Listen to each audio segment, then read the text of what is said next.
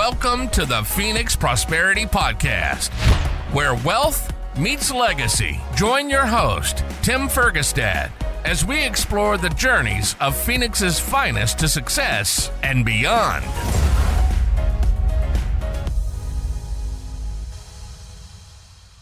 Hello, this is Tim Fergestad. Thank you for joining us. I'm very pleased to have Kimber Lanning with me here today. Kimber is the founder and CEO of Local First Arizona, a statewide organization implementing innovative strategies for new models of economic development that create vibrant, inclusive local economies. Welcome to the show, Kimber. Hey, thanks so much for having me. It's good to be with you. All right. Now, you have to start by telling us a little bit more about what Local First Arizona is and how it started. You bet. Local First, as you mentioned, is a statewide nonprofit organization. We're actually a few different things. We are the largest coalition of locally owned businesses in the country. Wow. So we really are driving that local business messaging. Okay. But we work on a variety of things that are related to helping people start up companies, helping small businesses grow, making sure that small businesses have a seat at the table when policies are being made. And then there's a whole lot of networking opportunities and education that comes with helping folks understand what we mean by a local economy, right? We're not talking geography, we're talking about ownership structure. Okay. So when a business is privately held, that's a locally owned business regardless of how big it gets, as long as the local ownership is still here in Arizona. So, examples of very large privately held companies are things like Sam Adams Beer or Dot Foods, which is an $8 billion food distribution company, but it's still family owned and operated. So It's not a commentary at Local First about the size of the business. Sometimes people mistakenly think we're anti-growth.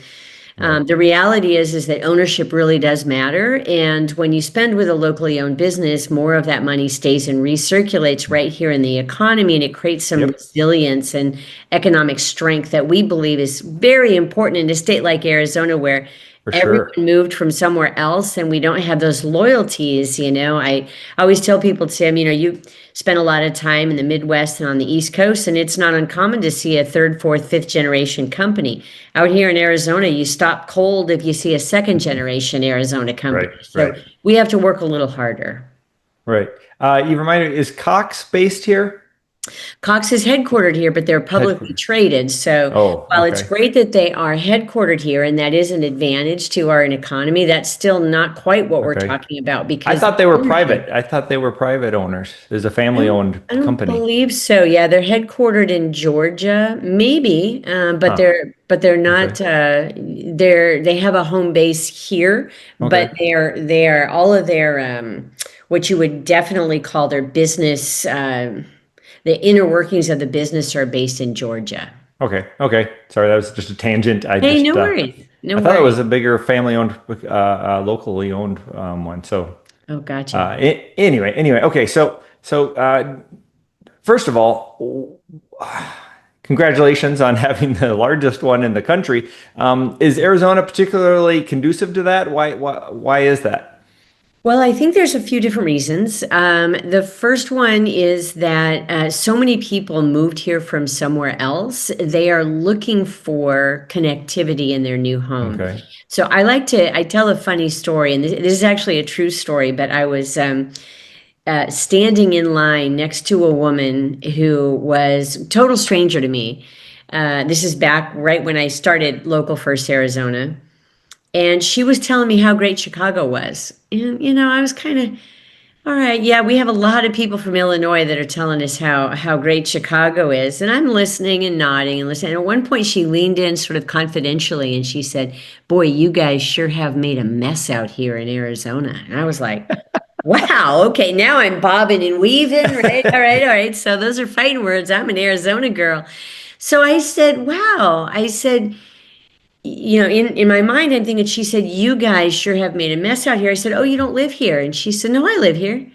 I said, oh, you haven't lived here very long then? And she said, no, I lived here 15 years. So I said, who the hell is you guys, right? Right. You're one of us now. So, I submit that, if we're going to fix our education system or other significant problems, take ownership. first we have to build a community that feels accountable for it, right? I mean, Right. so many people are here going, what do you want me to do about it? I just got here 20 years ago, right? And so that accountability wasn't there. And so I started to do this economic study, and I did a lot of outreach to people from Illinois that were living here, specifically in Chicago, because Chicago has more hometown pride than any place, right? I mean, I joke, but it's true that the Cubs could lose for 100 years, and they just did, and they didn't lose a single fan. Meanwhile, the Diamondbacks have a bad inning, and we're like, I don't know if I want to commit, And so we have to work harder to build that kind of hometown pride. So I really honed in on Chicago, and I asked everyone I could find from Chicago, tell me why you love Chicago so much. Right. And they said in a million different ways. They said the locally owned businesses. They didn't realize that's what they were saying. But they said, yeah, I used to pop into my favorite restaurant and they'd yell, hey, Steve, you want the regular? In my neighborhood, I knew all the shop owners. They said, man, in Chicago, I had the same barber for 40 years and I move out here and all you guys have is supercuts. And I was like, that is not true. Give me 20 minutes and I'll find you 20 barbers, and they would literally be really where. And so I think there's a lot of reasons. Back to your question, part of it is geography. We are laid out like a grid and the corners are dominated by all the chain stores, partly because we don't have the brand loyalty of somebody who's lived here. I mean, we've had people in this survey say, they would tell me, I bank at the same bank my great-grandparents banked at. That makes me feel connected. So I began to formulate this idea that when you do business with people you feel more connected to that place. And that connectivity actually impacts whether or not you feel accountable or you feel hometown pride or you feel like you've got some skin in the game, right? Sure. So that's where the idea originated was, number one, I wanted to make people feel more connected. I wanted to introduce them to our great business culture here. But secondly, we do. Arizona is very pro-business. That's why there's a lot of great growth here. Yeah, absolutely. But then the other thing is that local businesses, particularly those small ones like restaurants and retail, they create a cool energy. We're the fabric and the flavor of this place. And that attracts and retains youth and younger people. And when I was growing up here, man, we just couldn't wait to get out of this place. And youth would tell me all the time, this place has no culture, it has no soul, and they'd want to get out of here. And so I thought, man, we do have culture and soul. We just have to fight to get it front and center. And so those were the reasons that were on my mind when I started, never realizing at that time that we would grow to the size and scale that we are today. Right. You bring up some interesting points there, and geography was one of them. Right, that's kind of a challenge of the area when the Phoenix MSA is a bit of a sprawl, right? And so to your point, when there's not a lot of density out in the corners, I think you said, and stuff, the chains can see the growth coming and can help support it by putting in their shops early, and whereas a mom and pop couldn't justify it, right? There's not enough business to go there. And so it's been a resurgence in some of the pockets downtown and so forth, finally, where you're starting to see some of that. I've had a couple of the guests on the show talk about this who were urban designers and other stuff. Just they thought it would have happened like 15 years ago. And they said they were surprised how some of this stuff took a while, but that they're seeing a lot of resurgence and growth in those areas now. Yeah, in the urban core, so Local First Arizona played a key role in redefining the City of Phoenix's adaptive reuse program, which makes it easier to open up a new business in an older building. Okay. When we first started doing the work, we rigidly interpreted building code, and therefore it was very, very different. It was almost going through the gauntlet, and you think, man, if you got somebody that wants to open a wine bar in a blighted old building, my gosh, you should be rolling out the red carpet, right? What can I do for you? Right. But instead, we were making them, I'm sorry, your hot water heater is 1 inch too close to your emergency exit. Go to the back of the line and come back in 3 months. And there was no understanding or respect that time is money. And so I just got mad enough to Start talking to the mayor. The mayor had put me on the development advisory board, where I spent 7 years of my life working Oh, through nice. that Thank whole you. process That was and came out probably on a the other very end. selfless position. Oh yeah. Oh, it was rough. But it came out on the other end with the most progressive adaptive reuse program in the country, which is Awesome. why our downtown is so vibrant now. I mean, the mayor used to say we're going to have a 24/7 vibrant downtown, and I used to tell him, no, we're not. No, we're not. You can't get your business owners down there in an Right. affordable and timely manner. And until you fix that, it's not going to happen. So he said, tell me what to do. This was Mayor Phil Gordon. Okay. And it was a lot of work. We started in a very small area, a 1 square mile area, buildings only up to 2,000 square feet that were built before 1970. And then we measured it and we saved the businesses an average of $1,600 and 5 months in the process to get their doors open, which That's a big that's where deal. the Five money is. months. 5 months is Yeah. no joke. Those holding costs are legit. Oh, gosh. And so then we were able to expand it and expand it and expand it again. And now it is citywide. And it's up to the size of, an empty Walmart or any kind of a superstore and anything built before the year 2000. So it is very comprehensive, and it's just a streamlined process, makes it easier Excellent. and opens a lot of doors for businesses.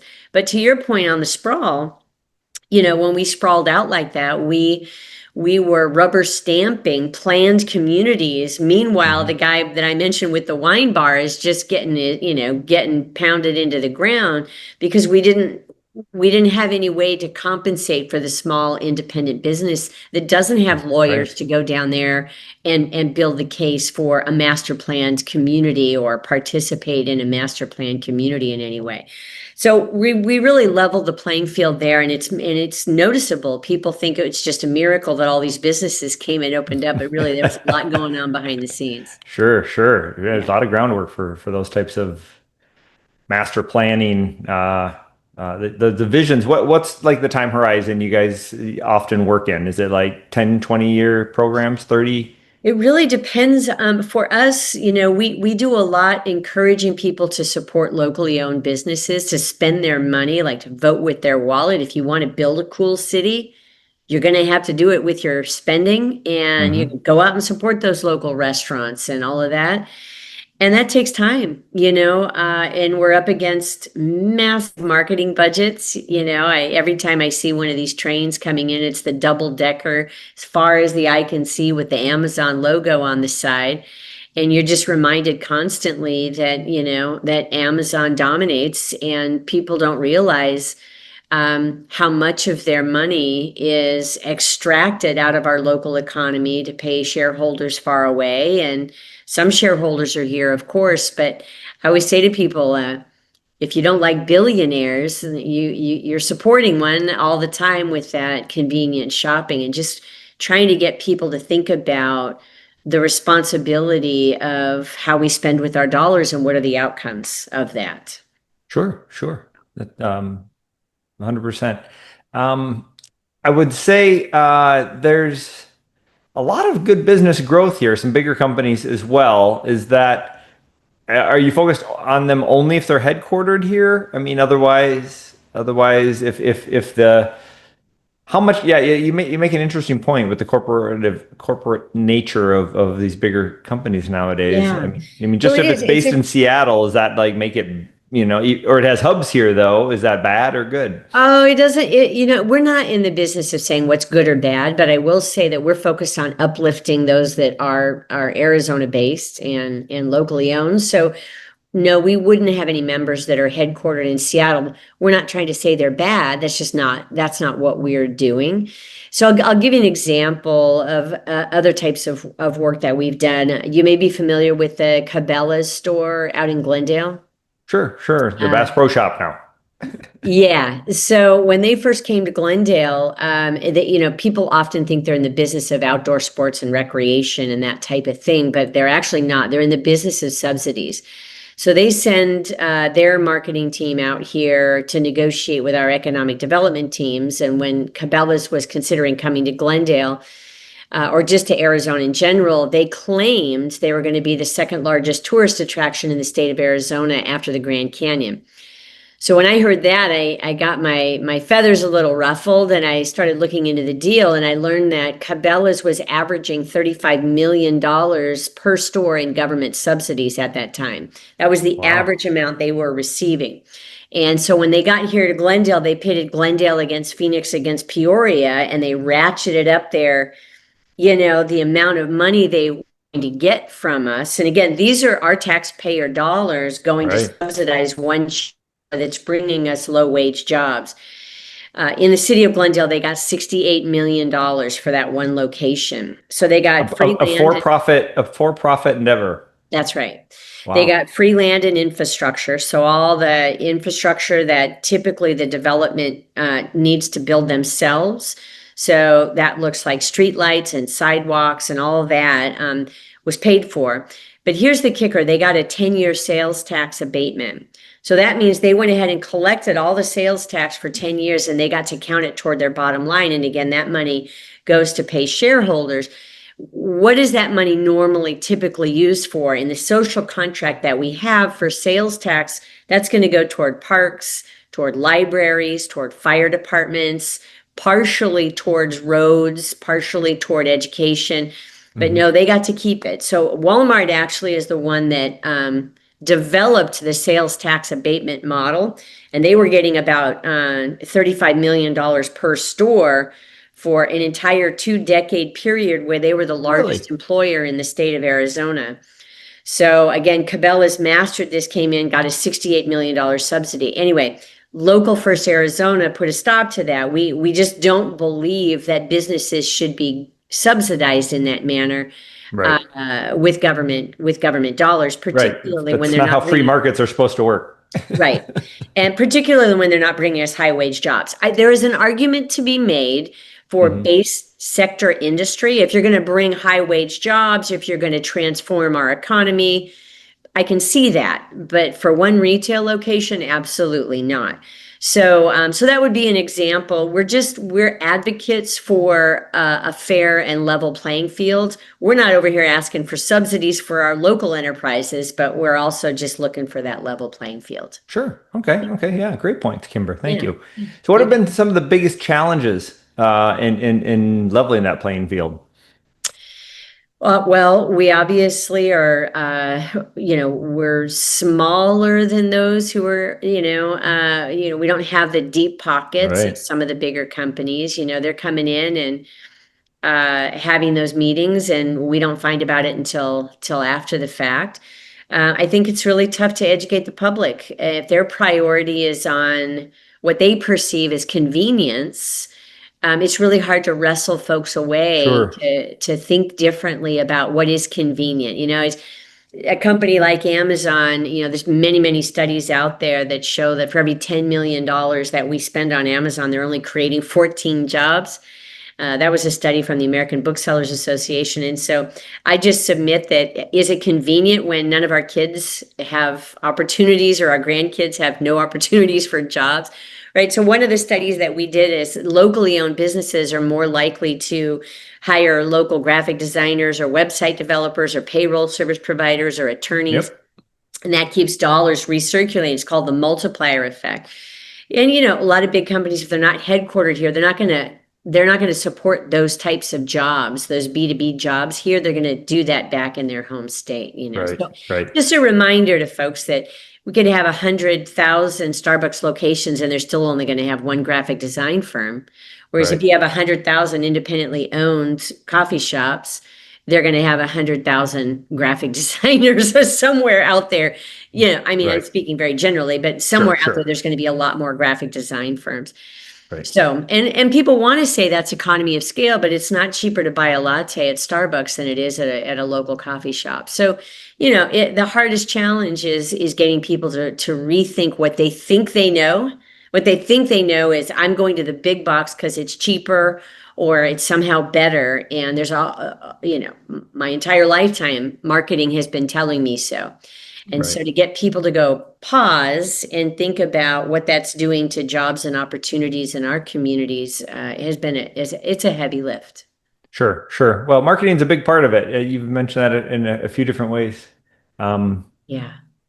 Well, McDonald's doesn't have the best hamburgers, but they sell the most, They right? sell the most.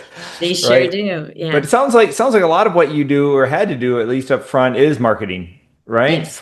Yep. Can you talk about You bet. about a little bit about that and how that's changed over the years?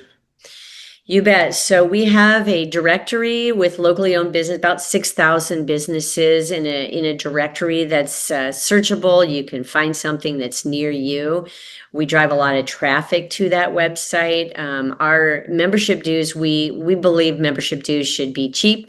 So for our small businesses, it's only $99 a year to be a part of that directory and to tap into monthly networking meetings where folks can come and meet other businesses. So it's a really good bang for the buck.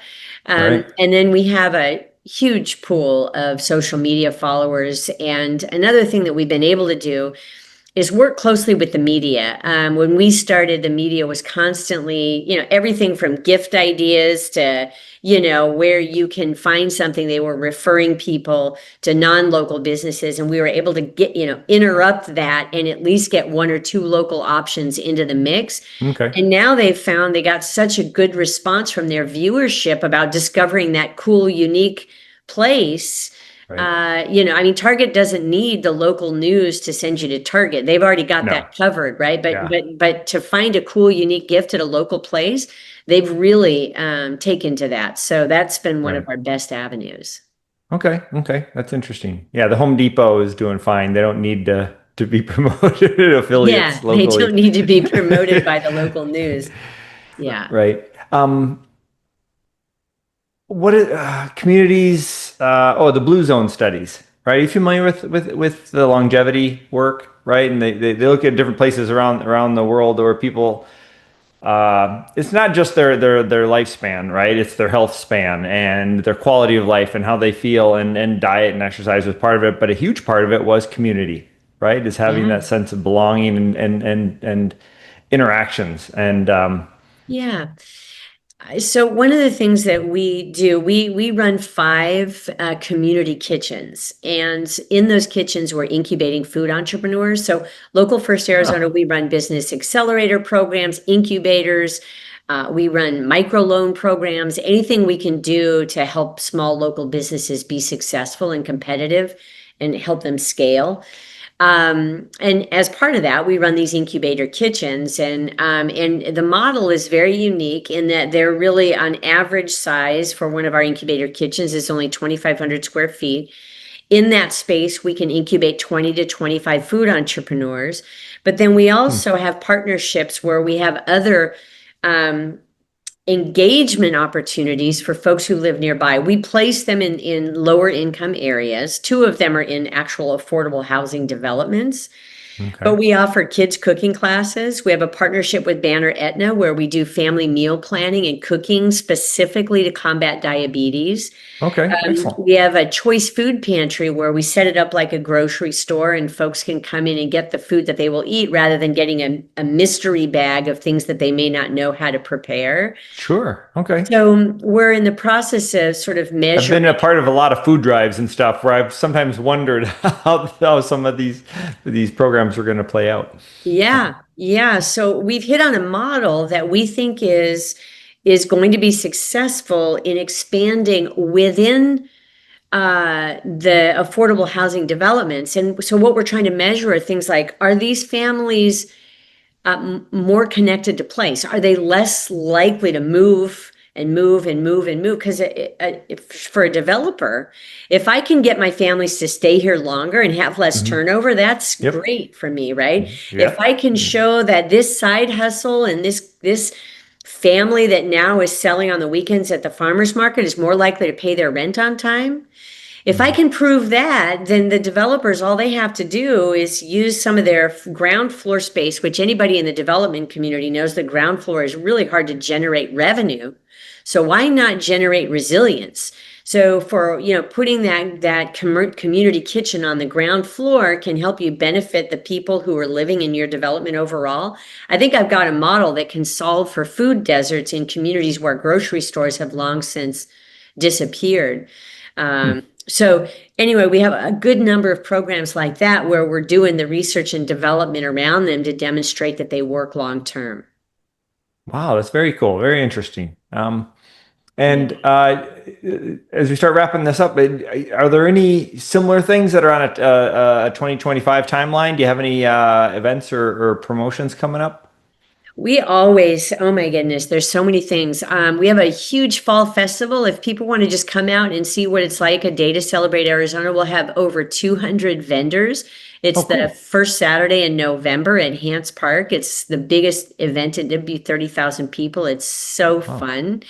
And you just go from booth to booth and you're like, I didn't know they were local, or, you're checking out different tasting, all these different types of foods. People do samples, and there'll be a bazillion food trucks lining the park there. So that's something folks could be into. Okay. We also run Okay. the Devour Culinary Classic, which won't be until the last weekend in February, but that is the region's largest culinary event. That'll be at the Desert Botanical Garden, and we'll have Oh, cool. about 50 or 60 great local restaurants out there just shining. I would put the Phoenix culinary scene on par with any other city, truly. Nice. Very Yeah. cool. That sounds awesome. I have to Yeah. check that out. Yeah. Um, So our okay. So, website is localfirstaz.com. And even if you're not at all interested in joining, just sign up for our weekly newsletter. It'll give you all kinds of insights into ways that you can support locally owned businesses. We have a community calendar if you want to check out what's going on in the community. So there's just a lot of resources on that website, localfirstaz.com. okay. Excellent. Excellent. Local First, is that a Local First AZ is obviously the Arizona stuff. Are there Local First other states? Is that a master domain? There are some local coalitions, but there's not many. I believe there's one in Grand Rapids, Michigan. There's one in Philadelphia. Okay. There's just a few different cities around the country that we work with occasionally. Okay. And I like to remind folks we're local first, not local always, not local only, right? We're not trying to be protectionist. We are Okay. truly about leveling the playing field. I love that you brought up free markets. People talk about free markets, but they forget that our gas is subsidized, our oil, our food is subsidized through the farm bills. So we really like to make sure that folks recognize that, I think there's a mistaken thinking that sometimes local businesses are somehow on the dole, but that's definitely not the case. I'm still on the search for the small business that even got a $5 subsidy. I just don't think it's out there. I don't think Right? it's out there. Yeah. So, Yeah. It's yeah. tough. So, okay. Good Yeah. stuff. Thank you. Um, uh, okay. So this is a reflection question I like to ask people as we wrap things up Sure. is what do you wish you knew sooner about wealth and success earlier in your career? Um, that's a really great question. About wealth and so like you, I'm a big believer in real estate, and where my businesses stand, I own my buildings, and I'm Nice. grateful to have been raised in a household that was like by the dirt. Um, what do I wish I would have known sooner? Things that get on my nerves that I think I could have been better at is thinking through deductions and Oh, tax liabilities, that maybe I would have played my cards differently if I'd have been sure. thinking about how that was going to play out at the end of the year. So I think having a really good CPA that can help you navigate that, or at least Right. think through decisions where you're acquiring property, selling property, anything that Right. you're doing in that realm. I think people underestimate what that sort of, if you're just out there wheeling and dealing and not looking at the date on the calendar, you could really be blowing it. So Right. that would probably Right. be something to get people Okay. about. Okay. Yeah, I get that. That's a good one. That's a lot of people don't understand the difference between tax planning and tax preparing. Yes, that's Yeah, right. you really you need some time to plan accordingly to make things work in the right That's year. right. Okay, Kimber. So you mentioned Local First Arizona. Was it .org? You said Nope, .com, .com. localfirstaz.com. Okay, okay. And if anyone they would like to connect with you directly, is there anything they can do or a place Sure. they can go? Yep, Kimber at localfirstaz.com will come right to me. Okay, excellent. Yeah. All right. Well, thank you everybody for listening and watching. Thank you very much, Kimber Lanning, for joining me today. We very much appreciate your insights into some great local businesses here in Arizona. I love hearing about the growth and the history, and look forward to seeing a lot of these the events you mentioned and stuff. Absolutely. Myself, I'm excited. Yeah, for if you that. go to our website, you can check out signature events, and there's some great stuff there. So Excellent. Thank you very much. thank you. Appreciate it. Have a good night.